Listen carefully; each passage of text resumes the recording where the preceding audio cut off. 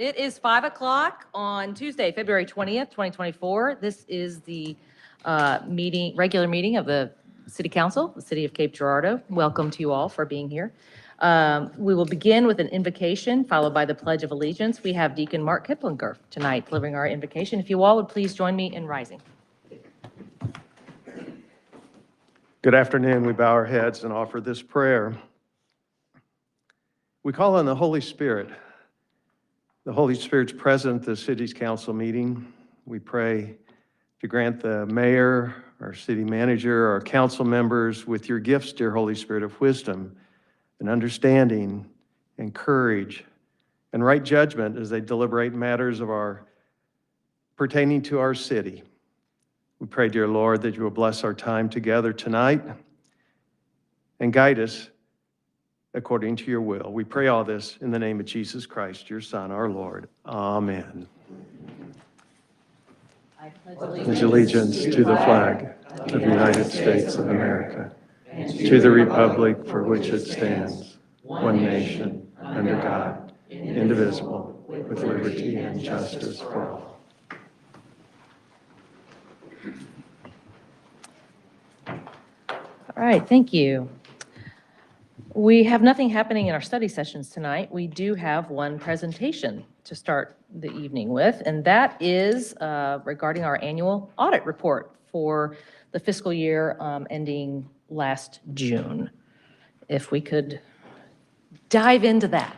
Come on up, introduce yourself, sir, and let us know all about it. Good evening or afternoon, whatever we are here at 5 o'clock. My name is Jeff Stroder.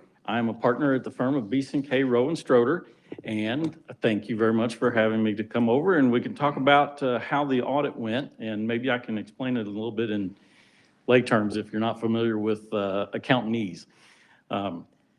If you've heard me talk before, this will seem a little boring, hopefully. Normally when you're talking about a financial audit, boring is good. What I have in the audit report that we've issued are 3 reports. Now, the first report that we've issued is our report on your financial statements. It starts out right at the beginning, and I promise I will only read this one sentence to you. I'm not going to read any more out of this report, but I want to make sure I get this right. It explains that it is our opinion that the financial statements of the governmental activities, business type activities, each major fund, and the aggregate remaining information are presented fairly in all material respects, the financial position and changes in financial position and cash flows in accordance with accounting principles generally accepted in the United States of America. That long sentence is what makes it an unmodified opinion or a clean opinion, and that's the opinion that you want on your financial statements. Now, that report goes on to explain in a lot of detail what the city's responsibility for the financial statements are and what my responsibilities are as the auditor. I won't bore you with all of that detail. It's a fascinating read if you'd like to go through it. The report finishes up by explaining that there's a lot of information that's bound in that document. Some of it is the management's discussion and analysis that is written by the officials of the city to kind of give a more plain English version of what happened during the year. And there's also some schedules that have to do with the city's pension plans that are prepared by the plan administrators. Now, those pieces of information are not technically part of the basic financial statements, so we did not apply any procedures to those, but we were through them, and if we'd have seen anything that we thought was out of line, we would have mentioned it. But we don't actually extend our opinion to those pieces of information. But there are other schedules in the document, a lot of combining schedules for the individual funds, a lot of more detailed information. And we did apply procedures to that information, and we do extend our opinion to those as well. And we explain that they are fairly stated in our opinion in relation to the financial statements as a whole. Now, the last paragraph of that first report also explains that whenever I conduct an audit in accordance with government auditing standards, I'm required to do some additional work that's over and above a normal financial statement audit. And that brings me to my second report. Now, this report, it explains that I'm looking at the city's internal controls, and internal control over how we record transactions and be able to accumulate all those individual transactions to be able to come up with a set of financial statements. And I don't actually issue an opinion on the internal control, but I have to understand how it's designed and whether or not it's working to be able to conduct my audit. So if I would find anything that I would consider to be a deficiency or a weakness in those controls, I would report it in this report. And it goes on to explain that we found no significant deficiencies or material weaknesses in the internal control that needed to be reported. The second part of that report has to do with the city's compliance. Now, again, when I'm auditing in accordance with government auditing standards, I'm responsible to test the city's compliance with various laws and regulations, contracts, grant agreements, things that are financial in nature. And we explain in the report that we found no instances of non-compliance with any of the testing that we performed. So that's 2 reports, 2 clean opinions. So we're doing pretty good. Now, the financial statements themselves follow. I don't normally spend a lot of time going back over the numbers the way they were 7 months ago. I know you're familiar with your numbers, and I know you understand them.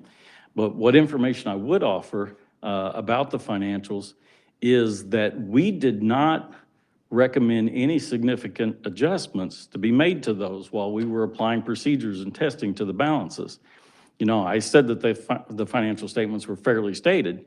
Sometimes when I'm doing an audit, to be able to put that clean opinion on it, we might recommend a lot of changes before we get there. And that's what I wanted to be sure and explain to you is we didn't recommend, in fact, I was just checking with my the manager on this job.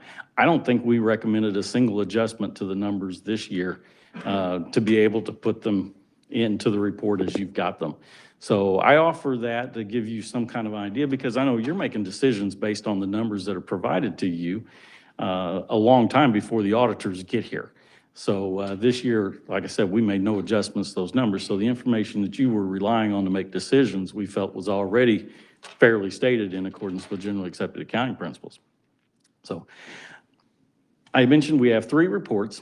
The third report is required whenever you, as the city, spend more than $750,000 in federal grant money.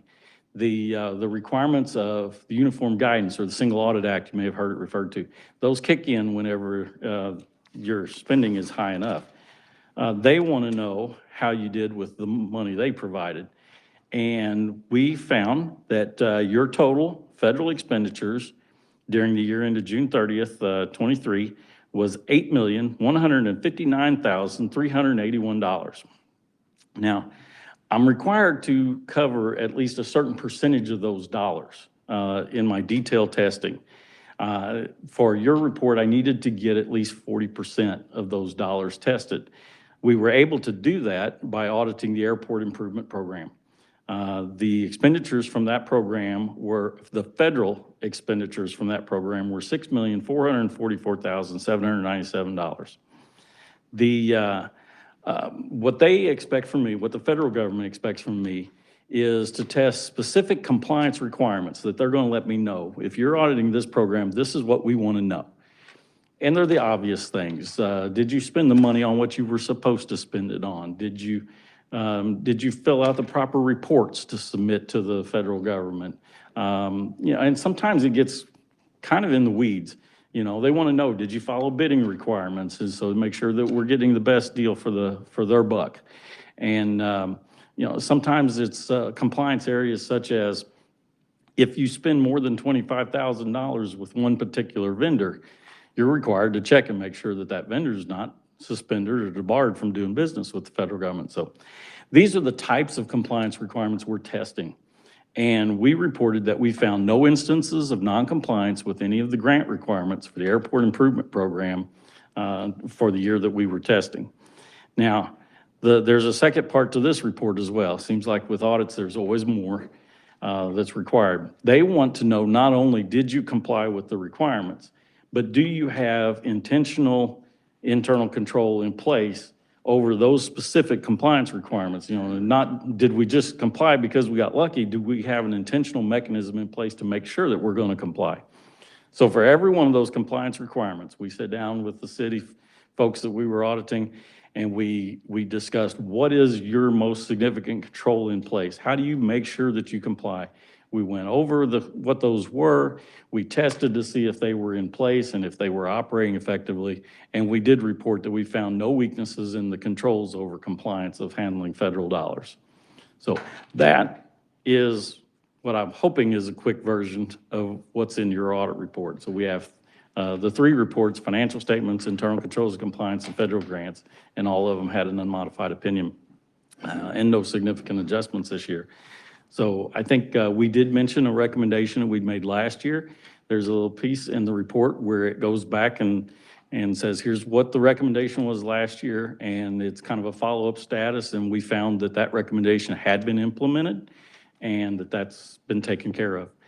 So trying to think if there's other things I'm supposed to be sure and mention to you. The auditing standards say there's a couple things I'm supposed to mention. One of them has to do with estimates. Now, your financial statements have a lot of estimates that have to go into them.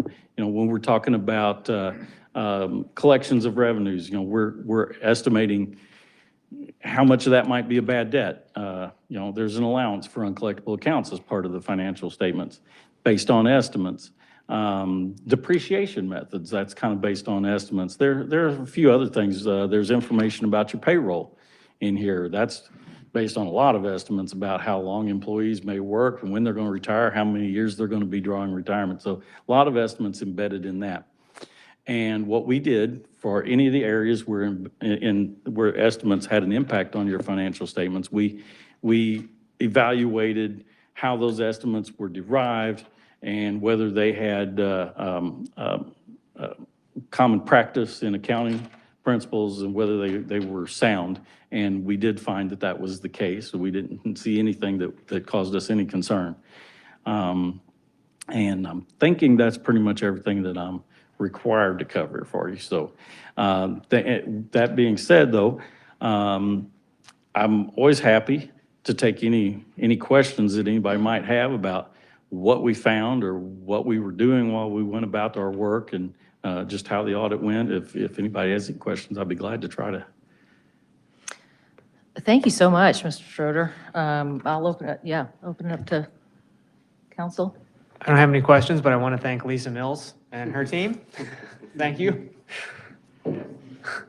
Anybody? Well, that does bring me to one thing that I would like to offer. You know, sometimes at this part of the meeting, I just thank everybody and go on about my business. But I did want to explain to you that I don't know if you get a chance to see how business is conducted on a day-to-day basis, but we were here for several weeks. And to put together all of this information, you can imagine we bothered a lot of people who were trying to do their daily jobs. But I just wanted to relate to you that everyone that we worked with was very professional, very helpful, knowledgeable about what they were doing. And I wanted to pass that along to you, but not just because I wanted you to know how swell the audit was going for us, but generally, when that's the case, it's because people are accountable for what they do. And that's what I wanted you to be sure and take away from that. So we appreciate that. Great.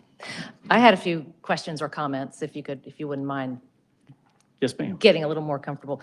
And actually, Ms. Mills, this might bleed over into questions for you too. I'm not sure where the auditing versus the general budget questions kind of ebb and flow. But first of all, yeah, thank you. And some people might think that, you know, the annual audit discussion is very boring, but when it's very boring, it's very exciting for all of us. So really, really great news. And I think a lot to, as Dan said, a lot to celebrate for our administration, for our finance department. Just hearing in all of the complexity of our city budget and all the different funds, to hear that all of that is working and being done in exactly all the ways that it's supposed to be done is pretty remarkable. And so congratulations and thank you all to everyone who's involved in all of that. I know, you know, everyone in every department too has a role to play in all of that as well. Just wanted to, I know there's always, when we talk about the budget or audits or whatever, there's always a lot of general questions from the public. I just wanted to take a few moments and ask or highlight a few of those things. There was discussion in the audit about reserves, the unassigned fund balance, the general fund balances. I was wondering if we could just take a minute and just talk about the basic differences of those, and particularly, I think the common citizen might see very large numbers and think that, that money is just, there's giant pots just sitting. And so if you could speak to that, or maybe Ms. Mills, if you had a comment. Okay. So, well, I'll say, what I can talk about more is the, maybe the definitions or what those terms mean. Thank you. And how they're used in the report. You've got financial, there are two financial statements at the front of the report. Those are what we call the entity-wide statements. These are trying to be comparable to a business, and how would a business be run? And this puts everything you have together. Long-term debt is recorded in here, and payments on long-term debt are considered a reduction of liability, not an expenditure. That's a little different than your budget. Same thing with fixed assets. If you purchase a fixed asset, it goes on as an asset and not as an expenditure, and then it's depreciated. The equity section is what you were talking about, is made up of three different categories. And the first one is an investment in capital assets net of debt. This is supposed to kind of carve out what are our fixed assets and what are the debt that paid for that, and take that out of the equity, because that's not really spendable. Your streets and sidewalks and water sewer lines, those go into your equity, but it's not something that you've got discretion to be able to spend. So that's what the first section of the equity. The restricted is the next part. This is equity that is already spoken for, something specific, and it generally is from an outside source, or it's from what we call enabling legislation. You've got an ordinance, or maybe it's a state requirement, or maybe there's a federal law that says you have to have a certain amount of money set aside. One of the more common is for your bond covenants that may say that you're required to have these reserves set aside, and they can only be used for certain things. So those are carved out as well, and that leaves unreserved equity, and that's what's the difference between your assets and your liabilities that are left over that you have some discretion over. Now, the terminology that you used comes from your fund financial statements. That's all of the rest of the financial statements, and those present all of the different funds for the things that are restricted for specific purposes, and then you get down to your general fund that's kind of everything that's left. And there's 5 different categories of equity. The non-spendable, these are things that we've got tied up in inventory or something like that, parts inventories, things that you can't go out and spend. The next level is reserved, and that's, again, kind of like what we were talking about with the bond ordinances. These are things that we are required by some form of law that we can't touch, and we can't do anything with that. The next level is committed. Committed are things that you set aside as the governing board, that we are using these reserves. Maybe it's for emergency funds, but it's something that we've set aside for a particular project. We've set it aside. We can also unset it aside if we need to at a future time. Assigned would be next, and that's money that's designated for particular things by management, the finance, to be able to pay for the continuing bills and things that are coming. And then that leaves unassigned, and that's pretty much anything that's left over. So I don't really have anything that I can offer as far as what that should be. That's not really your job, right? Well, my job is to tell folks whether it's stated properly so that it's reliable and you can rely on this number. But as far as should it be higher or should it be less, that's really a management decision that's for you. You've been elected by the people to make those decisions. But I will tell you that The GFOA, the General Financial Officers Association, they are kind of the standard bearers of things government finance related. And their recommendation is that for a healthy government should have anywhere between 25% to 50% of their annual expenditures available in their fund balances. And that's a pretty wide range, 25 to 50%, but they're trying to be all encompassing between cities and maybe a water district in town or, the school district. So your needs are going to vary. But generally, they consider anything within those percentages to be a healthy government. Just to kind of deal with the normal municipal cash flow, stuff Exactly. that happens throughout the year. Exactly. Okay. And we hit that, we're in that sweet Yes, spot. ma'am. Yes, okay. Ms. Mills, did you want to? So I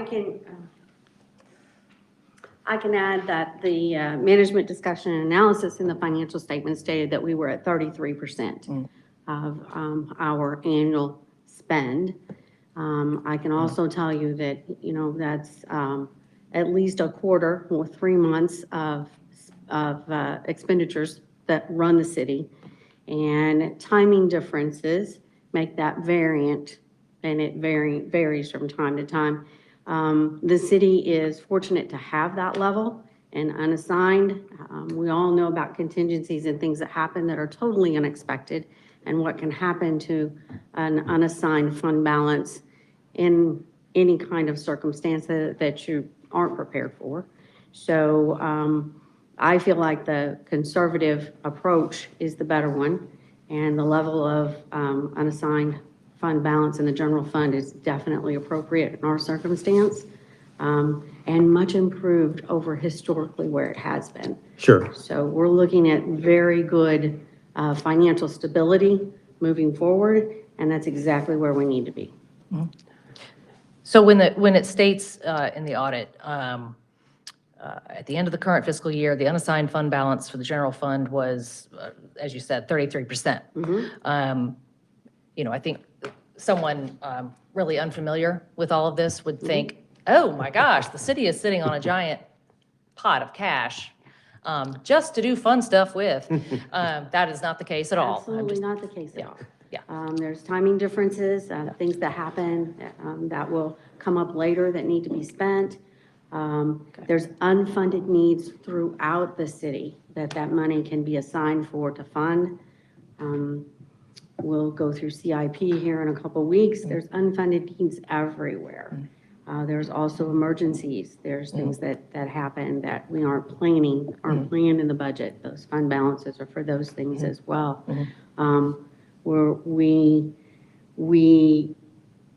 I liken it to your own personal checkbook. If you Right. spend every penny in your checkbook down to zero and you didn't have anything left, and next month you couldn't work for a week, you would have no funding to pay the bills.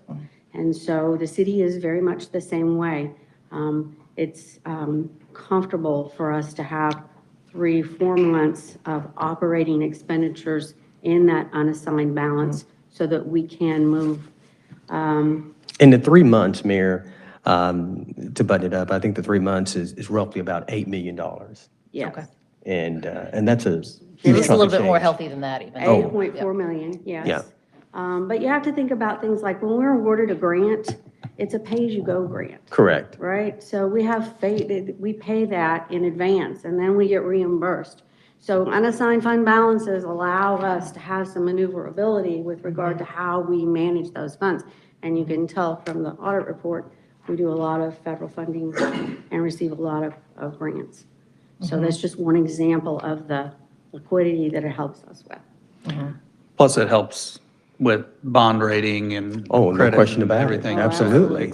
Yes, the financial stability is solid, and that's very important. Not just for us currently, but for moving forward. Okay.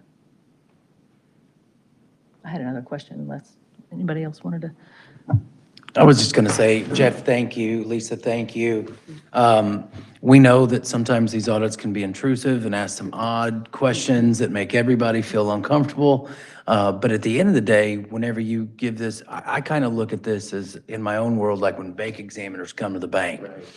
It's like when they leave and they give you a clean bill of health, you can kind of look around and go, the people that we have in place doing the day-to-day business are doing what's right.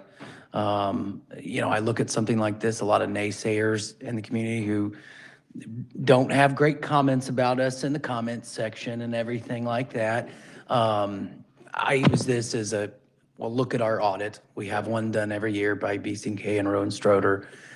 Look at the controls that our CFO has put into place, and I'm proud of that. And I think in my 8 years, I think we had one recommendation, which was installed by Lisa and her staff. So I just want to say thank you, and I would urge all of our public to take a look at that audit.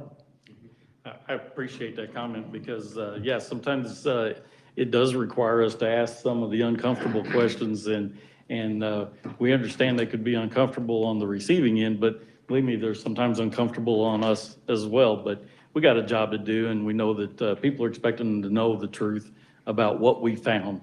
And it doesn't do anybody any good for us to just pretend everything is great. We want to dig in and we want to find out.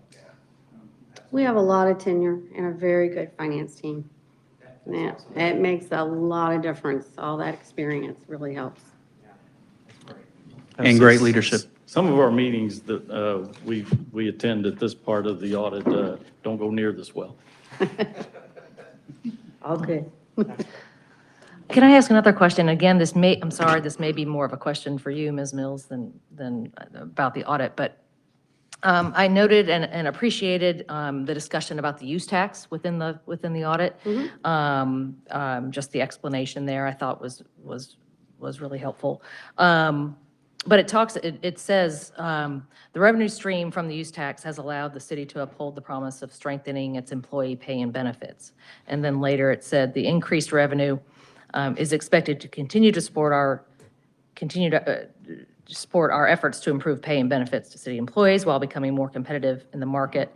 And then it also talks about the budget reflecting the increased cost of operating resulting from inflationary pressures. And so, I just thought about the fact that perhaps the revenue that we have seen in some ways is reflected from inflation. I mean, the increased collection has an inflationary, aspect to it, but our expenditures certainly do. We know that to be the case, right? And so I don't know if you could just kind of talk about an overall approach and forgive me, this is probably strongly a budget question now that I think about it, but just veering into how we've been operating and looking into the future, how you rolled out that all into one concept of. So the use tax we began collections of the use tax in March of 2022. All right, so you have two components going on with the use tax right now. It's relatively a new revenue stream for the city. And so we've monitored it closely to see how it's going to get implemented across all the collections and how it's going to roll in. That was something that wasn't clearly evident, and still we aren't real sure where we'll land. It's continuously increasing. I do think there's inflationary pressure there, of course, because the use tax is assessed on increased prices that people pay for goods. So it does make sense that it is inflationary as well. It will settle out, and that revenue stream will begin to be able to forecast and figure out where it's going to go. Right now, it is still very early. So we're pleased with the way it's gone thus far, and we're very careful to use that resource appropriately. And it is the resource that is working to help meet all of our initiatives with regard to pay plan and benefits for the staff. It's been exponentially important in being able to adjust this pay plan and being able to move some of our staff into better pay grades. There are examples throughout the city, throughout the departments, where we've not been able to hire or not been able to find appropriate staff, and when we've been able to adjust those pay rates and benefits because of the use tax. And the other things we've implemented. I will add one example. Yeah. Not long ago, we were really, really close, council, to recommending eliminating the recycling program because it was very, very difficult and almost practically impossible for us to be able to hire and retain CDL drivers because we were just not competitive in the marketplace. But with the implementation of the use tax and the pay plan, we have now seen that attrition stabilize. And that's one thing that we're real excited about. We are, and that's a perfect example of what we've been able to do with it. And there's more that we need to do. Every day, there's requests from department heads to adjust, to change. Things change. And so we need to be able to accommodate that. We need to remain competitive. And those use taxes are allowing us to do just that. One last question, and I think this does relate to more to the audit. When you show the interfund activity, and there's some notable, big numbers here and there, but is that really a reflection of sales tax collection and the various tax initiatives that bring in, different taxes? Am I understanding that correctly? And then B, is that something an audit, really looks at carefully in terms of how various, taxes make their collections and what they're used for? So you're referencing the schedule in the audit where it reports the interfund Yeah. activities? Okay. You want to? Well, our part related to the transfers is more concerned with, are we transferring money that is transferable? Right. Is it appropriate? Doing it correctly, And if we are making this transfer, is it still going to some place where it's still going to be used for what it is supposed to be It used for? was voted on and approved to Right. do X, and are we making? Right, exactly. So we're looking at that part of our testing more in line with where I was talking about compliance earlier. So if we've got a restricted revenue coming in for a particular purpose, is it getting used for the purpose it was supposed to be used for? Right. So that's kind of our involvement. As far as how much the transfers are for and which fund they're going to or from, we're not as concerned with that as we are making sure that if we've got money that was only supposed to be used for this and it got used for something else, that's our part, our involvement. I think that's an important question, Mayor, and I appreciate the answer there. It's one that we certainly wanted to weigh into today to make sure that we were clear about that. Any transfers that were taking place this past year or previous years for that matter, but certainly this past year, we're certainly on the up and up, so to speak. Yeah, and this is a situation where I guess the question is answered almost in the negative, if I'm saying that right, because if we had found a problem there, it would have been reported in that report I was talking about noncompliance. So by not having any recommendations there, we found no problems with the money being used on its intended purposes.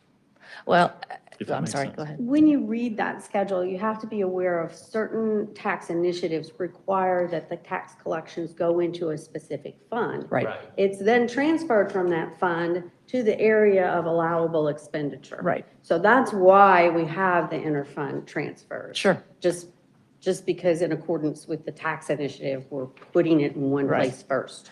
But the audit digs in very detailed to that exact point. That's what one of you're, our, yeah, that's what you're right. Those are specific tests we Yeah. are performing. Well, I think that's an important point for our community. Really, every time, the city goes out and with a tax initiative or a vote, that's the question. Will this, what assurances do I have if I vote yes, that this will go? And I guess the answer is that we are audited every year, and thankfully we are showing that, yes, this is happening. And that's one of the reasons why those transfers are important in those financial statements. If you're not used to reading these financial statements, they don't show up in the same place. So you may see a large amount of revenues and a very small amount of expenditures and it looks like we're building up huge amounts of money. But that transfer shows up in another place where we've actually moved the money that came in over to the fund where the expenditures were actually spent. So we're trying to match that revenue. I say we, on behalf of the city. What the city is trying to do is match those expenditures with where those revenues come from. But that's what the transfer's for. Otherwise, you would end up double counting it if it was a revenue in the other fund. All right. Great, thank you. Anybody else have any questions or comments? Well, thank you again, and congratulations, Dr. Haskin, and to your whole administration on a very, very great audit. Thank you. Great team. Okay. Thank you. Thank you. Thank you all very much. Okay. All right, next, communications or reports, council? Oh, you go for it, Robbie. I'm wearing orange for a reason. Am I stealing your thunder? No. Yeah, the Cape Central High School girls swimming team won a state championship this last Friday. Before they had even got on the bus, I was hearing from one of the coaches say, "We want our plaque on the population. We're ready for our 2024 state championship on the welcome sign." But I do want to mention that what a great job Dana Powell and the rest of her coaches, Grayson Orbacher. That is the 4th state championship since 2016 for their swimming and diving program. And I was reminded numerous times that Grayson's and without a pool this year. And we did it without a pool. So just want to send a kudos to them. I thought that was pretty awesome for them to do. And looks like they'll have a pool for next season. So wanted to pass on along congratulations. I'll go. I wanted to take a minute to commend the men and women of our Cape Girardeau Police Department. By the week before last, we found ourselves in what I consider a pretty extraordinary circumstance, but to the PD, it's something that they train for and were adequately prepared for. And we had a situation where a wanted man wanted for shooting a police officer in Granite City was now inside of our city limits. And so, yes, it was a testament to how fortunate we've been to be able to invest in the technologies that aid our police officers in our flock system. But I think more importantly, it's a testament to how swiftly and effectively our Cape PD acted, that he no sooner than he got inside our city limits, he was located, attempted to be pulled over and intervened, and then it unfortunately resulted in a high-speed chase. But the most fortunate part about that was that all of our Cape PD, as well as our local law enforcement, other agencies, they all went home to their families and loved ones afterwards. But how quickly that can happen in our back door. I mean, it was literally on the street that I live on. I heard them all go by. And I just wanted to, I don't think we can thank you guys enough and honor you guys, and please pass it along to your crew. But thank you. Those were excellent words, because that was quite the ordeal. And so, yeah, Nate summed it up beautifully. Beautiful day to be in Cape Girardeau today. So I think we're starting to see the blue sky of spring. And so let's hope it just continues to go forward. You just cursed it. Hey, I don't think so. I think we can talk about that. I wanted to do just do a little program plug. St. James AME Church at 515 North Street in Cape Girardeau is hosting a Black History Month program. It's going to be on February the 25th at 3 p.m. Reverend Geneva Allen Patterson is going to be presiding over that, and then the event has actually been chaired by Deborah Mitchell Braxton. This event is actually when the MLK Humanitarian Award is going to be given out. So make sure that anybody that's available, please attend. And it'll also be featuring the Cape Girardeau Community Mass Choir under the direction of Ramona Bailey, who's usually in the audience on these nights. So if anybody's available, please make sure that you go out to St. James AME. It's a beautiful little church on North Street. And so be a part of that activity and be a part of that congregation. And that's it. Great, thank you. Anyone else?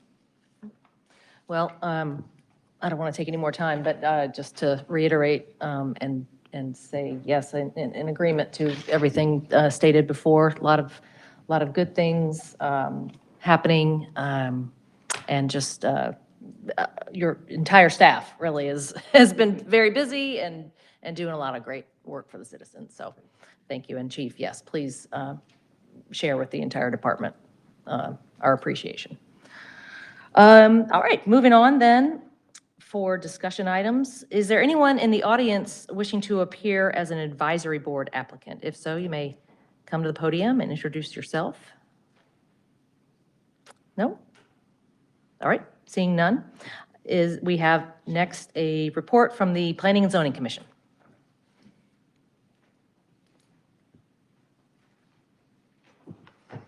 Good evening, Mayor, Dr. Haskins, Council. We had 4 applications for the February 14th meeting of the Planning and Zoning Commission. First of these was the rezone property at 298 Northwest End Boulevard from C1 General Commercial District to NC Neighborhood Commercial District. That was recommended for approval, 8-0. The second of these was a special use permit at 2567 and 2649 Veterans Memorial Drive. A permit to allow construction, maintenance, and operation of billboards. An existing billboard will be removed and replaced by 2 new billboards along the I-55 right-of-way. So this is right by the sports complex, and there's an existing wooden billboard that's there right now. That's going to be removed, and then to the north of there and the south of there will be 2 new billboards. The third was the Meadows of Whispering Oaks for subdivision record plat. This plat just combines 2 lots into one at 130 Frogs Leap. And the fourth was Rhodes Town Plaza subdivision record plat. And this plat reconfigures 2 lots to create 2 new lots at 2146 and 2148 William Street. Any questions?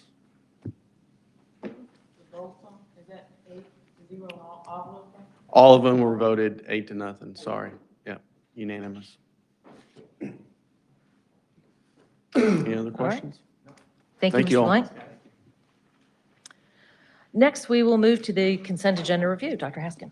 Thank you, Mayor and Council. We added 7 and 8, more of a housekeeping items here for your approval. We have the final payment ready for rail works, track service for the Nash Road Railroad Repair Program. And of course, number 8, and lastly, we have the final payment to Frontenberger for the Sherwood Drive, Hood Drive, Brookwood Drive drainage improvements. Where that concludes the consent review.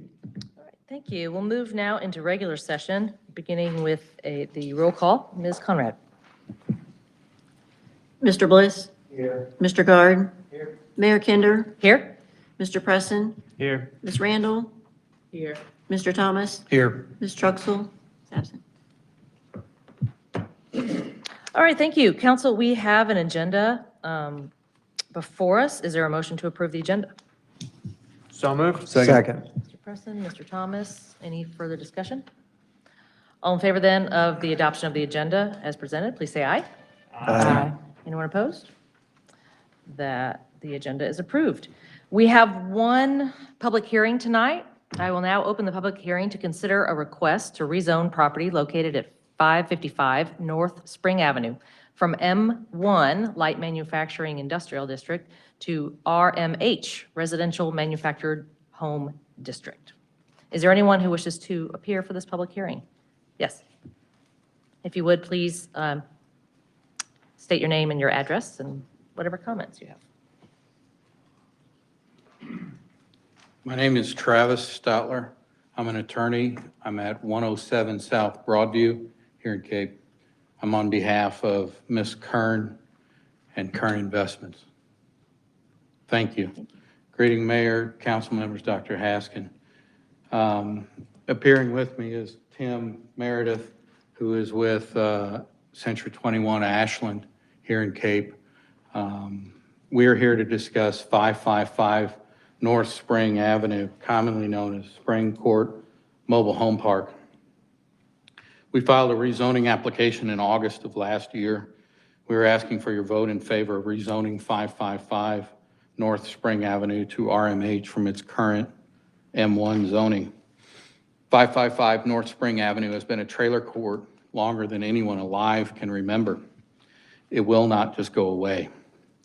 A vote in favor of our rezoning request will ensure that Spring Court Mobile Home Park will provide affordable housing to the community and, for the first time in 80 years of its existence, be in compliance with zoning restrictions and thereby become a permitted use. In preparation for this hearing, I'm sure you've all reviewed Agenda Report 24-014 prepared by Mr. Shrimplin. I'd like to draw your attention to two sections. First, the section on sustainability, economic, environmental, and social impacts, which reads as follows. In considering a rezoning request, the Planning and Zoning Commission and the City Council must determine if the proposed zoning district is reasonable and in reasonable conformity with the existing uses and value of the immediately surrounding properties. The subject property contains a mobile home park that was established many years ago. Mobile home parks are not permitted in the M1 district or any other zoning district except RMH. The applicant is requesting the rezoning in order to change the mobile home park from a non-conforming use to a permitted use. Although the surrounding zoning districts and uses are all non-residential, rezoning to RMH is reasonable given that the property was developed specifically for a mobile home park, which has operated for many years and is unlikely to change anytime soon. If the use of the property were to change in the future, then the city would have the ability to rezone the property to a district more consistent with the surrounding properties. Secondly, I direct your attention to the staff recommendation section, which reads, the staff report to the Planning and Zoning Commission recommended approval of the rezoning request. My client appeared before the Planning and Zoning Commission on December 13, 2023. Mr. Shrimplin provided me with Planning and Zoning Commission meeting minutes of December 13, 2023, and I believe this council has been provided copies as well. At the Please continue. We have a 3-minute time limit for speakers, but if you'd like to wrap up your kind of, I'm just getting started. You're just getting started. It won't take a whole bunch longer, but it's going to go for a few minutes, if that's okay. Yeah, if you're representing you're the legal voice here. Thank you. Go ahead. Okay. Thank you very much, All right. Mayor. At the meeting, there was some opposition to our rezoning application, and a gentleman named Mr. Thomas Fry spoke in opposition. And Mr. Fry owns a parcel of land adjacent to 555 North Spring Avenue. My research indicates that Mr. Fry received a warranty deed from the Jerry Weezer Trust in 2012, 12 years ago. When Mr. Fry acquired his property, the trailer court was on the adjacent property, and it had been there in operation for more than 60 years. Furthermore, I personally looked at the neighborhood last week and saw Mr. Fry's building. It's a very nice metal building surrounded by a tall fence with barbed wire. And if he invested in the construction of the very nice building, he did so, knowing that the trailer court bordered his property on 3 sides. He knowingly acquired his property next to the trailer court, and according to the minutes, his arguments before the Planning and Zoning Commission were as follows. 1, rezoning would lower his property value, to which I would say his argument is self-serving and not community-minded. He wants the trailer court gone, but its existence predates his ownership. And last, his purchase price was in consideration of the property, location next to a trailer court, and if he were to sell his property, the potential purchaser would have the same considerations. He further argued additional units would increase crime and traffic, which that's speculative and potentially based on fear. And the park is not a crime hub, which I'll discuss later. He erroneously stated there have been no significant improvements made to the trailer court since his purchase. We cannot speak to the improvements made to the trailer court by the prior owner, but since my client's purchase in June of 2020, my client has invested over $26,000 in sewer repairs, water line repairs, debris hauling, and electrical work. Additionally, a gentleman named Travis Rowland spoke in opposition. The meeting minutes indicate that Mr. Rowland expressed the same concerns as Mr. Fry. Mr. Rowland owns property facing Broadway. My research indicates a separate parcel of Mr. Rowland's property, the parcel that directly abuts my client's property, was acquired by Mr. Rowland in 2013, 70 years after the establishment of the trailer court. After the December meeting, I spoke with some members of P&Z Commission and was told that P&Z felt some suspicion about my client's intent. Let me be very clear. Prior to submitting her rezoning application, my client had a sales contract with a potential purchaser and intended to sell the court. The potential purchaser owns the corporation owning the mobile home court across from Notre Dame High School, Parkwood Estates, which has approximately 160 units and a full-time management staff employed and on-site. There was a clause in the contract prohibiting my client from discussing the contract or the terms of the contract. In making the rezoning application, members of Ms. Kern's team may have mentioned to city staff of her desire to sell the property and her intent to do just that. Ms. Kern, however, was not at liberty to discuss the contract on the record with Planning and Zoning Commission at the meeting, and did not. Some commissioners have mentioned to me that Ms. Kern did not appear forthcoming or truthful, and for this we apologize and wish to appear with complete candor before this tribunal. I received correspondence from the potential purchaser on Thursday, February 15th last week, stating, yes, you can disclose that we have a contract for sale and are looking to purchase the park. Additionally, the purchaser does not want to complete the purchase if the park remains non-conforming. However, following my client's purchase of the park in 2020, one tenant approached her wanting to construct an addition to their mobile home, but could not because of the non-conforming use issue. My client thinks her husband was approached by others, but at this point has no way of proving that. Therefore, we were able to submit a rezoning application based on the tenant's desire without potentially breaching the contract for sale. The rezoning application was supported by P&Z staff, and the P&Z staff report submitted to Planning and Zoning recommended approval of the rezoning request. Because my client wanted to change the park from a non-conforming use to a permitted use, and if the use of the property changes in the future, the city could rezone the property consistent with surrounding properties. Contained in the P&Z meeting minutes is a mention of a point I expect to be important to this council.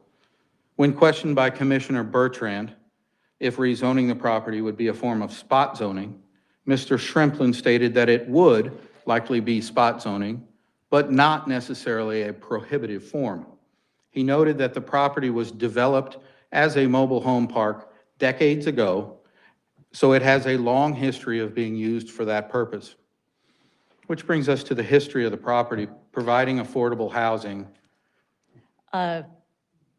Perhaps that's a good point to take a break here, Mr. Statler, and we do have, this is an item for discussion later on in the agenda. I think, given it's been a good 10 minutes here, you probably have perhaps much more information to share. 3 pages. Okay, I think we'll say you've given a good description of things as they lay right now. We'll come back to the issue here, and if there's something else you want to share when we address it later in the agenda. I'll wait patiently, therefore. Thank you. Thank you. Great. Is there anyone else who wishes to appear in this public hearing? Yes. Is this either way, for or against? Yes, yeah. So my name's Thomas Fry, as he mentioned earlier. I own the property at 2215 Rear Broadway. and I went to the P and Z meeting. And basically, I do feel like it's a form of spot zoning. There are no other residents from Broadway all the way to Bloomfield Road in that particular block on Kings Highway. It's not that I want the Treader Court gone. I would like to see the Treader Court improved.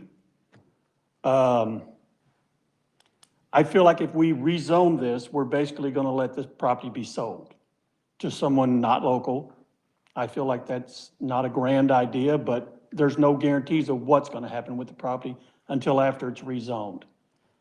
I mentioned crime earlier. I feel like crime's a problem in the area. If we add more trailers and we have an out-of-city owner, no one to really answer to problems we've had. I've had issues since I've owned my building where I've had to address them myself because I didn't really know who to go to. I didn't know who Current Investments was, didn't know Current Investments owned it. The property currently, if you take a visual of it, and I did take some pictures, and Travis Rowland also has some pictures, I don't feel like the property has been maintained well. I have to pick up trash around the dumpster because it blows into my property with my fence and my barbed wire fence that Mr. Southern mentioned earlier. I understand that if it does get rezoned, there still has to be a variance to bring any more trailers into there, and there are spots that are empty now because it isn't a trailer court. I agree that if something doesn't happen, we're gonna be 30 years from now, and it's gonna look just like it does now. I don't think rezoning it's the right idea at this particular time because I feel like the rezoning is all about a sell. And I don't feel like that's the proper thing to do at this time. If you have to get a variance, even if it is rezoned to bring another trailer, why is it not possible to get a variance so people can properly maintain the properties? Maybe do some improvements to the properties instead of just rezone it to where we know it's probably gonna get sold. I keep hearing over and over again that it's always been a trailer court, and I agree with that, and I don't wanna displace the people there because I feel like those people have nowhere to go if we displace them. If an out-of-town owner buys it, are they gonna raise the rent and displace these people? And here we have another homeless problem or possibly who knows what. I've spoken to several of the owners around there. Some of them are here. I have a gentleman from the mosque. There's an agreement that we need to make a good decision and a neighborly decision on this. Travis owns the property next to them. He's in agreement with me. I spoke with the people that own the snow cone place. Unfortunately, she got an accident on the way down here. They were gonna be here and they're not gonna make it.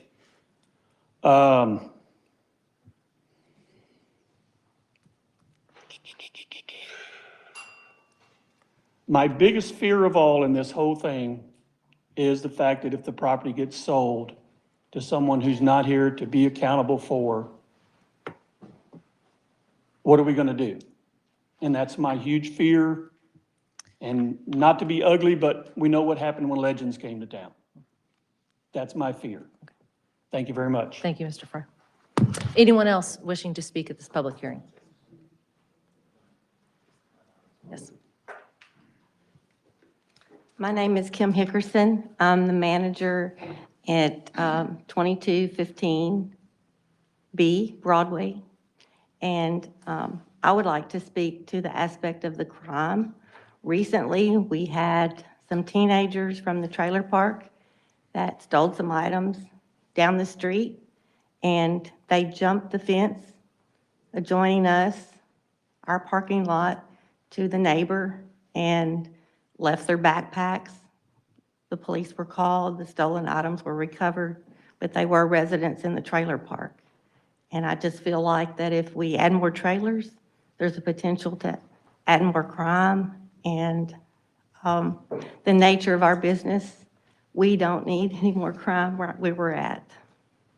So thank you for your time. Thank you. Can I speak? Yes. Just maybe 2 minutes. Assalamu alaikum. My name is Hafiz Amir. That's an A-M-E-R, Amir.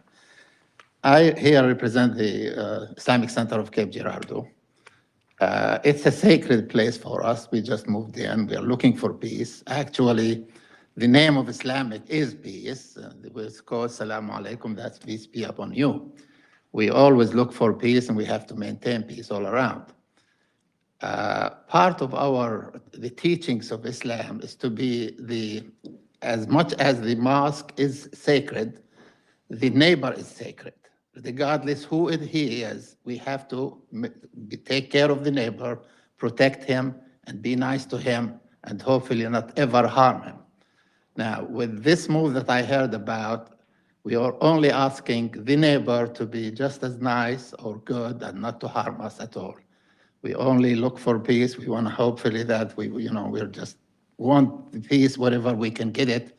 With your help, I hope we can maintain that peace around us. And thank you very much for. Thank you. Anyone else wishing to speak at the public hearing? All right. Seeing none then, I will close that public hearing. We will now move to our consent agenda. Mr. Young, if you would please read that.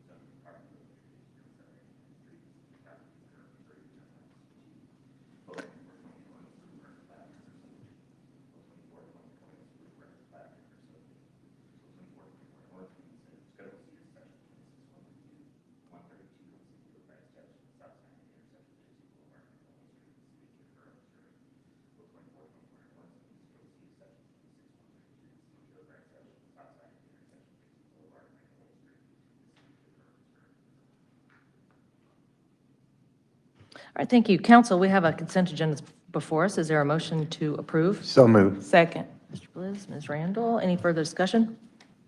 All in favor then of the consent agenda, please say aye. Aye. Anyone opposed? That agenda carries. We did have one item removed from the consent agenda, and that is to approve the Planning and Zoning Commission's recommendation to deny a request to rezone property located at 555 North Spring Avenue from M1 Light Manufacturing Industrial District to RMH Residential Manufactured Home District. Mr. Shrimplin, if you would like to address. And I'd just like to point out, if we vote in the affirmative, we are denying the request to rezone from M1 to RMH. That's correct. One of those weird ones, but okay. Then, just point of order, then if we were to vote in the negative, then would it require a new ordinance language? We would prepare a bill for an ordinance to rezone the property at the next council At a future meeting. council meeting? Okay, that's what I was wondering. Oh, that's a good question. Thank you. Yeah. Okay. Presumably, I mean, if you're not going to deny it, then. Then nothing makes else sense that we happens. would- We're yeah, just It denying would it. make sense Okay. that that would be the next step. But we This is couldn't a- handle that tonight, I This is a guess. brain twister. All right, got it. Okay, thank you for that. Mr. Shrimplin. Well, Mr. Statler, I think, covered a lot of territory, so I'm not going to take any more time tonight on that unless you have any questions. The key question is is this spot zoning? My opinion is, yes, it is. However, it's not a prohibitive form. There is a justification for it if you do choose to approve the rezoning. It's not ideal, of course. The development there existed before a lot of these other developments existed, and so that was part of the staff's rationale for recommending approval.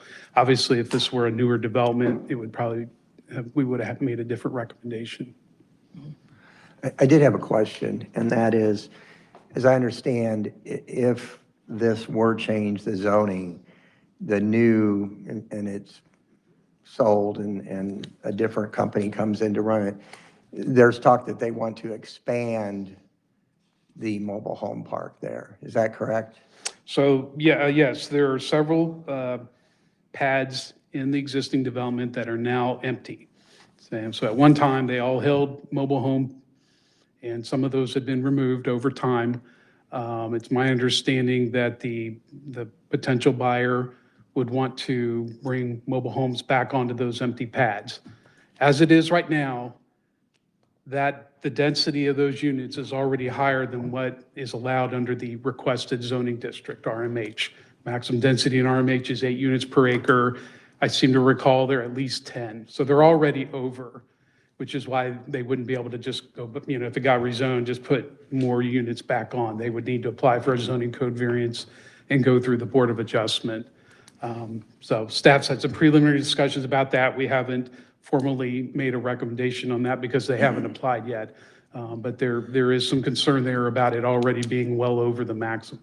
So if it were considered to be to RMH on the current acreage, how many units could be without going to the Board of Adjustments? Well, if it gets rezoned, they can keep what they have. Okay. But they, right, they can keep what they have, but Right, can they not, they couldn't add any, pads, but they could fill up the pads that are currently within the ordinance, correct? Not without the variance. Yeah. No more homes could be Right. added. No more They homes. can keep the units, the number of units that they have. That would still be non-conforming. The use of the property as a mobile home park would no longer be non-conforming. It would be a mobile home park. The zoning would allow mobile home park, but then it would be non-conforming with regard to the density, the number of units. So they'd Okay. be able to keep what they have as a non-conforming use for the number of units. If they wanted to fill those pads again, they would need to obtain a variance from the Board of Adjustment. If we can, our structure is to open this up to the public for further comment, and then we can. Can ask them questions later?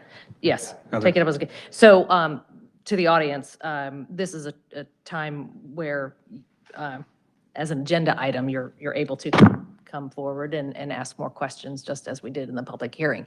So if there's anyone in the audience who wishes to make an additional comment or pose a question, you may do so now. If anybody, yes, Now the right time? it is. Come on up.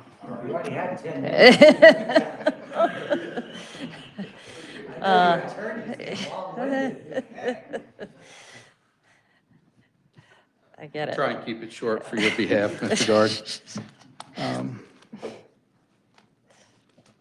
History. Your vote today is not a vote about making the trailer court go away. The land currently owned as Spring Court Mobile Home Park has provided affordable housing for residents of Cape Girardeau prior to its annexation in 1947. Prior to 1960, it was owned by the Randle family when it was established as a mobile home park. In 1960, it was bought by R&M Trailer Court, Inc., half owned by 2 local attorneys, Jim McCaney and John Bradshaw. Thereafter, the corporation was purchased by Gaslight Village, Inc., which was owned by Dr. Shannon Kirchhoff, his father. I spoke with Dr. Kirchhoff from his vacation in Cozumel last week, and he regaled me with stories of mowing the grass in the trailer court, helping his father put in the concrete pads for trailers, and installing gas lights and renaming the Gaslight Village. Mr. Kirchhoff's father sold it to the Key family in '86. The Key family sold it to the Stovall family in '96, and the Stovall family sold it to my clients, LLC, in 2020. The mobile home park has been on the property providing affordable housing since before it was in the city of Cape Girardeau. And the vote before the council is not a vote to make it go away.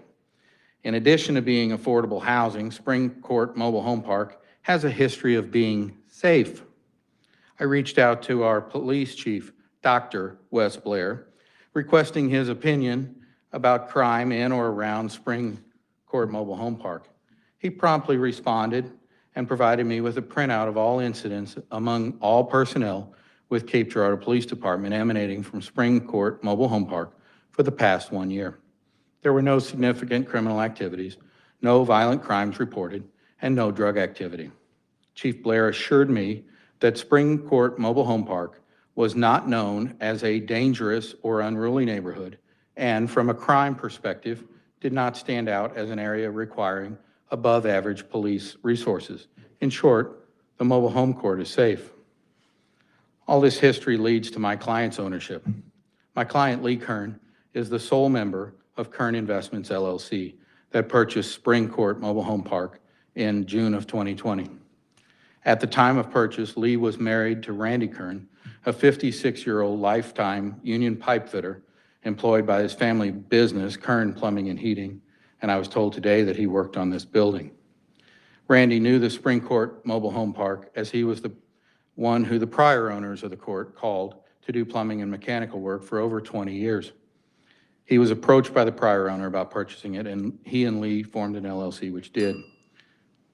That's been 3 minutes. If you have a sentence you want to wrap it up with, Randy died. Lee is left holding the bag. She owned a trailer court 6 months after they bought it. She owns a trailer court and is in the middle of a pandemic. She knows nothing about trailer courts as she worked for Fresenius running dialysis clinics and has for 20+ years. Whether she wants to keep it or whether she wants to sell it is up to her, and she wants to be in compliance with the city. She'd like for it to be zoned RMH. Thank you. thank you very much. Anyone else in the audience wishing to comment? Mr. Blank, as the P&Z representative, would you, I'm so sorry, I know I'm putting you on the spot. Would you mind coming forward and just offering an explanation? I don't know if you can give a summary of the P&Z committee's thoughts. It was Correct. Correct. Yep. So we took this item, had a lot of discussion about it, listened to the neighborhood, listened to the complaints with that. And our concern was that once the rezoning took place, then they're able to apply for a variance. It's out of our control. And those variances could go in their direction to add more pads. That was a concern that was expressed by numerous commissioners. Also, the complaints that we had from the surrounding neighbors, that was a concern of ours as well. Okay. What was the vote? The vote was, I believe, 8-0. 8 to, that's what I thought. I think it was 8 to 1. 1. 1 to 5. Okay. 8 to 5. 1 to 5. What was it? 1 to 5. 1 in favor, 5. 5, that's Okay, right. okay. Forgive me, My yeah. apologies. I was not chairman at the time of No. this, so I'm trying Well, I to. believe there were several people perhaps Well, not at the And you, absent, yeah. thank you, you weren't prepared to come up from Yeah. this. Sorry about that. That's all right. Thank you. Yeah. I'll Okay. answer it to the best of my recollection. Okay. Is there anyone, anyone else have any questions for, okay. Anyone else in the audience wishing to speak on this? Okay, seeing none then, council, is there a motion to approve the P&Z Commission's recommendation to deny this request to rezone? So moved. Mr. Bliss? Second. Mr. Gard, thank you. Council, discussion. So at the end of the day, if we approve it or not, it's still a mobile home park. Correct. Correct. Yes. So it's still there. It's been there since almost World War II, and now we're just bringing this into compliance with city zoning standards. I mean, so really, I mean, this is not this is not a new mobile home park. This has been around for a while. I wouldn't say, from time to time, you will see properties get back and forth and back and forth. In talking with some of the commissioners, I think some of the concern was that, the Vision 2040 plan is that, obviously, from a city perspective, the 2040 plan says we don't want a mobile home park there. And by getting it to an RMH, then you're saying in perpetuity, you're going to have a mobile home park there. And that's not part of the vision of Cape Girardeau, is not to have I'm sorry, it's not in the vision to have a mobile home park there. And so by allowing it from, not to put words in the commission's mouth, but by allowing it to that, then in perpetuity, now you have a mobile home park there. Well, but we rezone things all the time. I mean, so if there's a better use for the property that comes up, if somebody comes along with a big, manufacturing organization and they decide to buy up a bunch of pieces of property, and we just rezone it. It happens quite often. A few weeks ago, this council voted to rezone a piece of property at the intersection of Bertling and 177 from R1 to R3, almost specifically so that they could do a better job at selling it. With the recommendation of P&Z at that time, what the sellers or owners originally wanted was not what P&Z approved. Yeah, but I'm just saying, like, they're a little different. I get what you're saying. Yeah. My point is that they ended up negotiating to get something that was okay with P&Z and then come to us, and then we went with it. This is saying, like, P&Z's looked at this, said, no, and I understand that we don't want a mobile home park in the middle of Cape. I mean, that's part of the Vision 2040 plan. And I understand I understand trying to sell a property to Mr. Fry and to the Planning and Zoning Commission issues. We open this up to where we've got an outside owner potentially coming in. You've got variances for more that we cannot control. If we're going to open up the floodgates, I just don't think that's what we want to do, is open up the floodgates to there are more. loads of property within the city that are owned by outside entities. Yeah. No, that's true. I That think, is true. But anyway, that doesn't mean that well, go ahead. I just want to say that. I think, for the most part, I tend to defer to Planning and Zoning Commission. They consider all these things, and I feel like they consistently, they hear from all the people and they go through all this stuff.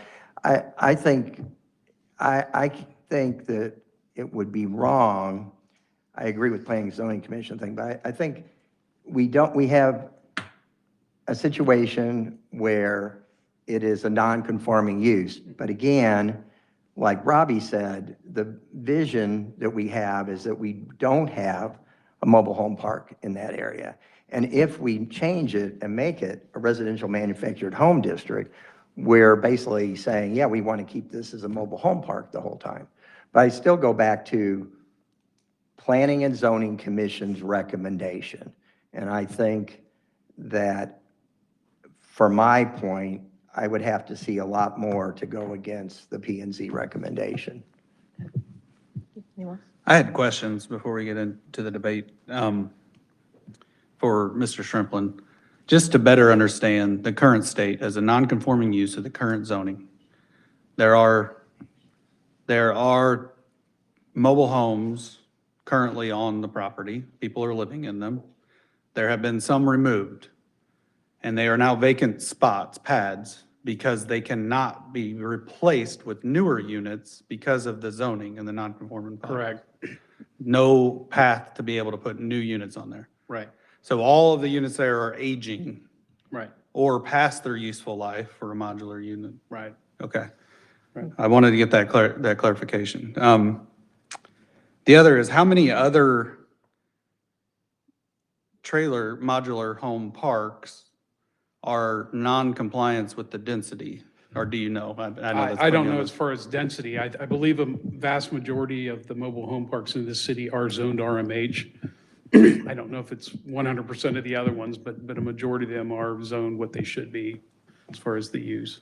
They're not non-conforming. But you don't know if they. But I don't know about density. Or any I'd of have the to Board look of into that. Adjustment exceptions that have been made or anything? Yeah, I should have teed you up with that No, that's beforehand. I'm okay. sorry, I just That's thought of okay. it while Yeah, that's okay. they were talking. So I guess, yes, I agree with the gentleman to my right that it's hard to go against the planning and zoning recommendations. This is my ward.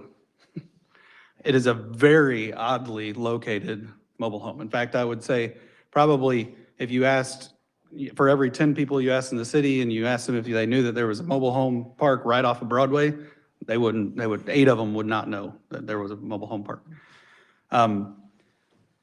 It doesn't comply with the usage around it, but what I struggle with was the point brought up by Mr. Stotler, which is like we can't, as much as our vision might be in 2040 for this to go away, what does that look like? How does that happen? I don't know. And for me, it's, it currently has an owner who had an unfortunate circumstance, understand that her husband passed. Now she is not in the business of running mobile home parks. It is not able to be in compliance. It is not able to be updated. A lot of what I do know, and I guess I have to get over the stigma that are around trailers, because these are actual owned homes by these individuals. And so my understanding of this area, my ward, is it's a very blue collar, not your stereotypical, very blue collar working class people that own these homes. What I fear is if we don't get it into compliance and get it with a management company that is in the business of upgrading and advancing these modular home parks, is that what does that look like 5 years from now, 10 years from now, when we have units that are already, I would guarantee, past their useful life?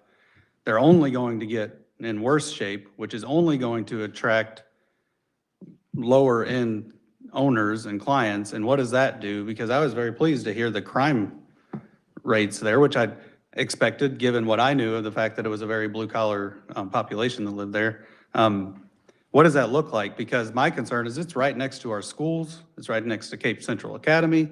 It's right next to, right near the preschool. There's a lot of area around there. If that does become a haven for crime, unfortunately, or drug use or whatever, because essentially we're saying, okay, that's a modular home unit, but we want to not acknowledge it, and now you can't update it, and now it's going to go into a state of disrepair and slowly die a slow death. And what does that do to our community, as opposed to someone who could potentially come in and reinvest in it and are in the business of owning trailer parks? Do we know, do we have any commitment from, well, I guess. Nate, you're stating though, forgive me, I have a question. You're stating that nothing can be done for the upkeep of these mobile homes. Is that true? I mean, they're owned by individuals. Yeah, I mean, no, we who have can- property maintenance codes, and there's an additional chapter of the city code that deals with mobile home parks in addition to the zoning district. So they're still obligated to meet those requirements. I do have a question for Mr. Young, if you don't mind. I'd like to get your opinion on whether or not they can replace an existing mobile home with a new one on the same pad. If it already has a mobile home, can they get rid of it and bring another one in under the non-conforming provisions? Okay. Yeah. So you, They can maintain it, but they can't replace it. So by leaving it currently the way it is, the people that live there can live there and fix their mobile home up and keep it in repair. We're not displacing them. The mobile homes that are there can continue to live. But to your point, Nate, I would venture to say that if you look for the future, look at the past. I mean, when I was a kid and going to Votech to that, it was a lot different than it is today. And over time, it has had a slow death. And so do we allow it to just have its slow death to where eventually we don't have a trailer park there? Or do we want a trailer park there in perpetuity? and that, well, I'm worried about what that slow death looks like as far as crime and who actually resides there versus if they were able to bring in, I mean, look at Monty Home and Pioneer Homes, and you look at, I mean, there are actually some very nice mobile home parks within our city limits on West End, on You're Bloomfield. gambling either way. Yeah. You're but it's- gambling either way. But if they're able to bring in newer home units and upkeep, and then that Nobody's furthers it. promising that though. But there's But not. that's, I mean, I'm just saying, but the not. promise is that they are unable to bring any newer units in there in its current zoning. The glory of a mobile They are home is prevented that from that. you've got the pad, you rent the pad, you bring it in. If you need a newer model, you bring in a newer model. You should be able to upgrade your living situation instead of just trying to continuously fix another one. That is why mobile homes are appealing to a lot of groups of people, is because if something happens, you can replace it. And we need to give these people the opportunity to replace it. I mean, this has been around since before the city limits were out there. Well, That doesn't mean that it's a right usage No, of the and property. forgive me, I mean, There's Ms. Randle, do you have any, you haven't, just want to make sure. That's great. I just want to make sure. There's just a lot of back and forth.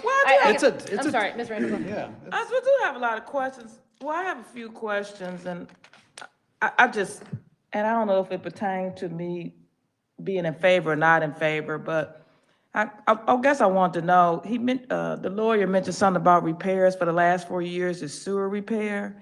Is that just the basic repair? Has been more repairs done? 4 years is a long time when you have a lot of tenants or people that you're working with.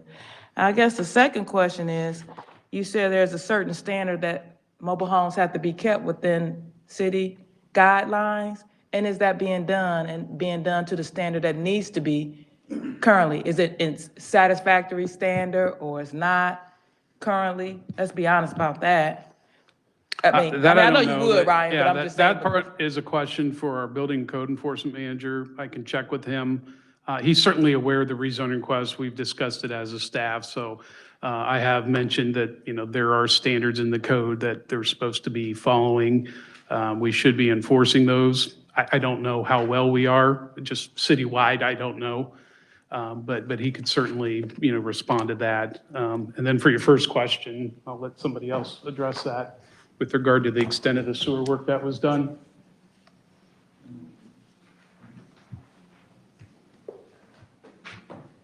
And then another question I have, the Lord, when you talk about affordable housing, what is the affordable housing for trailer parks? That's kind of a different arena for us in that regard.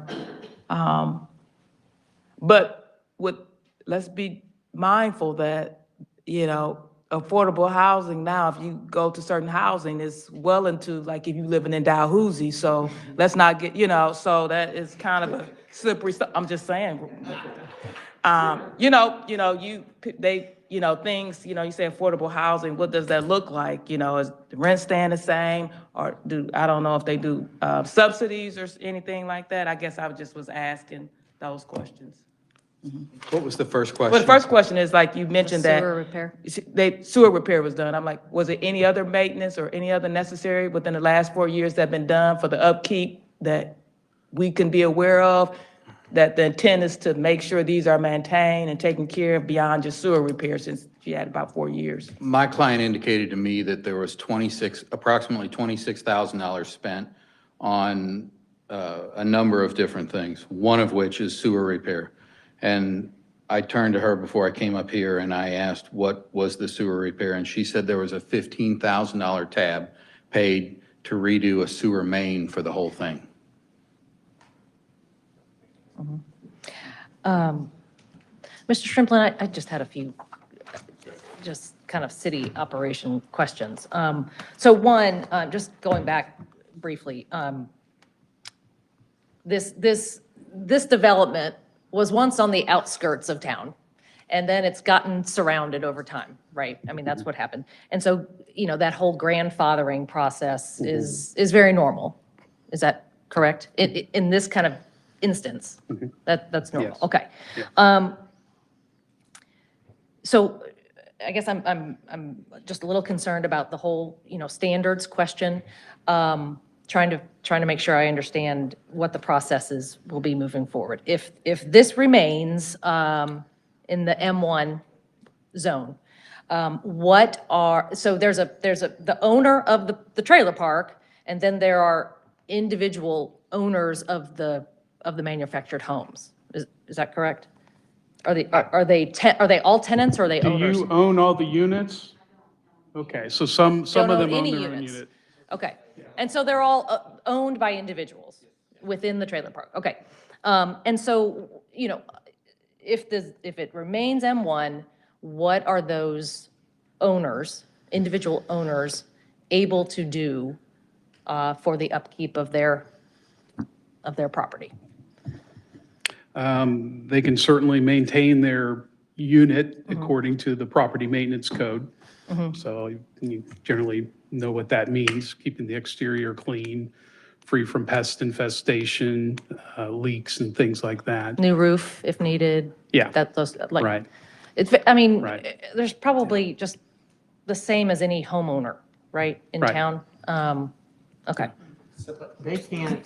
So as it stands right now, if one unit gets worn out, that person can't pull that unit out and replace it with a newer unit. I believe Mr. Young and I concur on that opinion. Okay. That's what I had told Mr. Statler previously.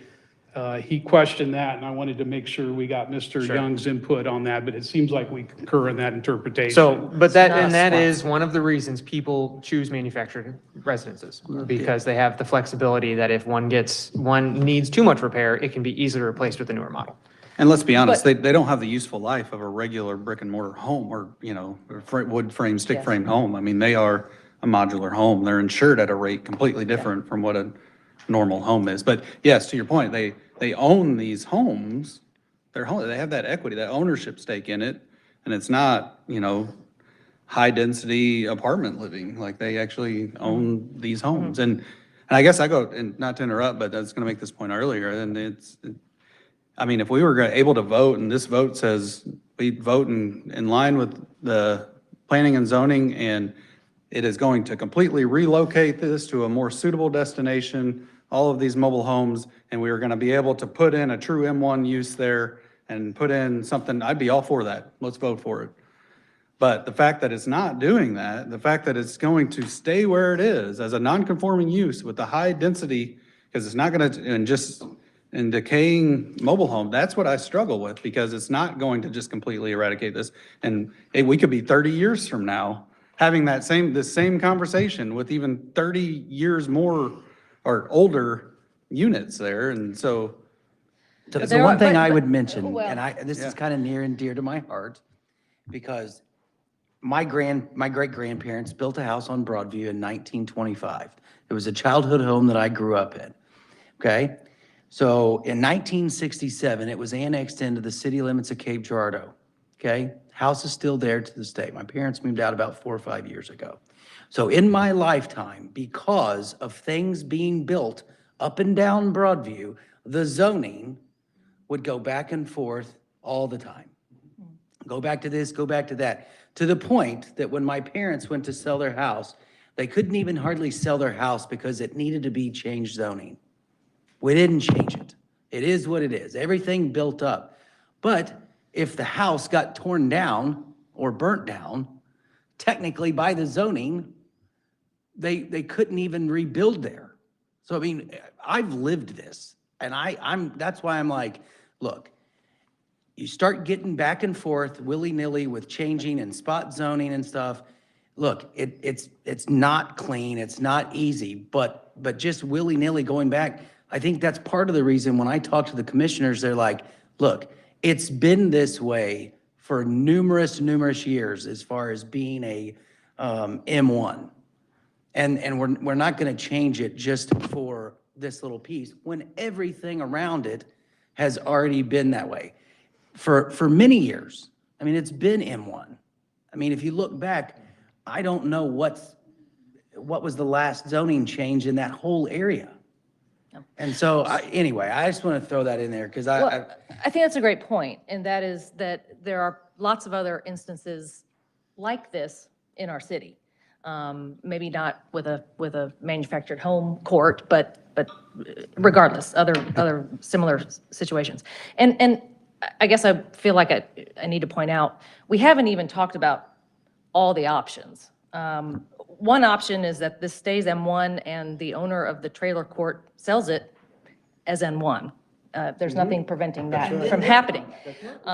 In addition, I appreciate the concerns, I share them about the people who live there, but they are certainly able to, if they want and are able to buy a very nice new manufactured home, they can do that in other parts of the city. They can move. If they're able, if the financial, I don't think these well, if individuals they will like be where able they to. live, they can stay there. I mean, that's what But they can stay there, but remaining. they can't replace their current unit. They can't bring in a whole new trailer. That is the fact that we've discerned here. Okay. Anyone else needing to, before? I would just like to say, in defense of the, the residents of my ward, the people that live there are not going to be able to afford the expense of relocating their current unit to another unit, or buying a new modular home and putting them somewhere. If we took, I just, they because would. that was a point, I just. What I'm was saying, suggesting that. my point that I'm making is the fact that if someone did want to move there because it's close to their place of work or wherever it might be, they can't then go get a nice unit and put it on there. Their only option is to buy one of the decaying units that are there past its useful life. But what the city has determined is that this is not a residential area of town. But, That is, wait. that is the current zoning, and that is not the projected use of that land When you say the city has determined that, due to our zoning map. yeah, what, for the 2040, but we do have a staff recommendation the current staff recommendation is to accept this. Yeah. current zoning map around it, it's all M1. Again, that's why we acknowledge it is a spot zoning. That means it's not consistent with the surrounding zoning. It's not consistent with the comprehensive plan, which recommends, I think, local commercial or light industrial. I'd have to check, but one of those two, not residential. So we acknowledge it is not really a compatible use. What we looked at was the fact that there's basically a vested interest in this property over decades. And they do have potentially a new buyer, whether that goes through or not. There's a vested interest in that development and the leases that are being collected there. But the non-conforming provisions are worded the way they are to get that to amortize at some point over time, to where it eventually goes away and is replaced with a conforming use. So it's essentially a compromise. It recognizes the property owner's vested rights, but it doesn't allow it to be expanded and replaced over time so that it's perpetually being extended. Eventually, the thought is that it will go away at some point. All right, I think unless there's something new that somebody wants to share. This is just something I was going to toss out there. Any article that you read across the country, there's a definite need when it comes to workforce and affordable housing for people. And so there are a lot of states and even larger major metropolitan areas across the country that are looking towards mobile homes as a solution for affordable housing. You drive around a lot of mobile home parks, a lot of mobile home neighborhoods, and they are incredibly well kept. They're excellent places for people to grow and raise a family and live affordably. And so there is a note to the future of making sure that we keep an eye on affordability of housing, even if it's in a place that was annexed in after World War II, to make sure that people do have access to housing that is cost efficient. So this is one of those examples where this has been here, this will be here, and we need to give at least the residents the opportunity to make sure that they're living the ability that they can, to the ability that they can in the best situation as possible. Anyone else? I just say it's unfortunate, the location of it, it really is. Actually, it's probably a great location Well, to it's- live, because you're accessible to everything. Well, and I think that's I why can it's see why. attracted to the people who live there, is because you have walking, if you don't have a mode of transportation, you have walking distance to places of work, places to eat, places Well, like that, and versus let's- other trailer parks that are on the considering- outskirts. Okay, but let's Yeah. just be clear, no one's being kicked out of there. Yeah. No. And No to one Dan, is, to your but point, some of the- Dan, I'm loving the banter. It's getting me back in my combative days. I would just say with that, then if that's something, then we need to update our strategic plan as a city to inherit those values of trailer parkedness. Okay. I think we've just discussed this as much as we can. All right, so remember, if you vote yes, you are denying the rezoning request. Did I get that right? Okay. All right, so then, all in favor then of approving the P&Z Commission's recommendation to deny the request to rezone from M1 to RMH, please say aye. Aye. Aye. Any nay votes? Nay. Okay. And Ms. Randle, do you have a vote?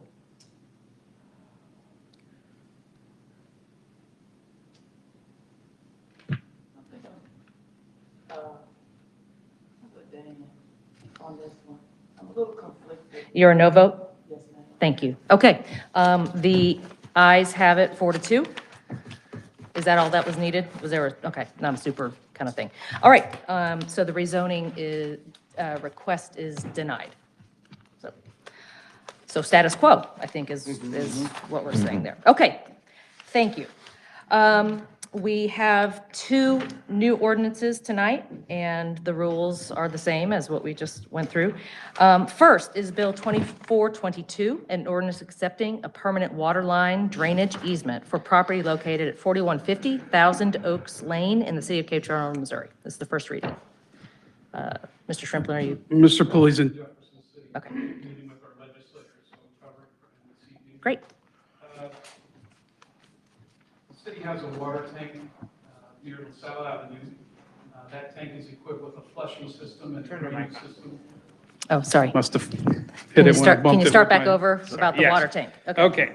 The city has a water tank near LaSalle Avenue. It's equipped with a flushing system, which drained overland across an adjacent property that was vacant at the time. The owners recently built a home there. They've had some issues with the drainage causing erosion issues. So the city has decided to install an underground pipe that runs along their property line through a wooded area that's out of the way, but it is still through their property. So we would need an easement for that, and they have signed that document. So this is just accepting that easement. Okay, thank you. Is there anyone in the audience who wishes to speak to this issue? Seeing none, then, council, is there a motion to approve Bill 2422? So moved. Mr. Presson, Mr. Guard, any further discussion? Hearing none, all in favor then of Bill 2422, please say aye. Aye. Anyone opposed? That motion carries. And then lastly is Bill 2423, an ordinance approving the record plat of Wren subdivisions, the first reading. This is a plat to combine 2 lots into one. The owners have a home on one lot. They want to build, I think, an accessory structure on the other lot. The zoning code requires them to be on the same lot, so that's why they're combining them. As part of the plat, there is a 20-foot utility easement that runs along the lot line to be eliminated. They're asking that that be released as part of the plat. Thank you. Is there anyone in the audience wishing to speak on this? All right, seeing none then, council, is there a motion to approve Bill 2423? So moved. Second. Mr. Bliss, Mr. Thomas, any further discussion? All right, all in favor then of Bill 2423, please say aye. Aye. Anyone opposed? That motion carries. We have no appointments tonight, and no one signed up for other business. Is Mayor, there then- point of personal privilege. I had forgot to mention something earlier in communications and reports, and I wanted to just say something. I've talked to 3 or 4 developers lately, and I had this in my notes, and I left my notes and it dawned on me.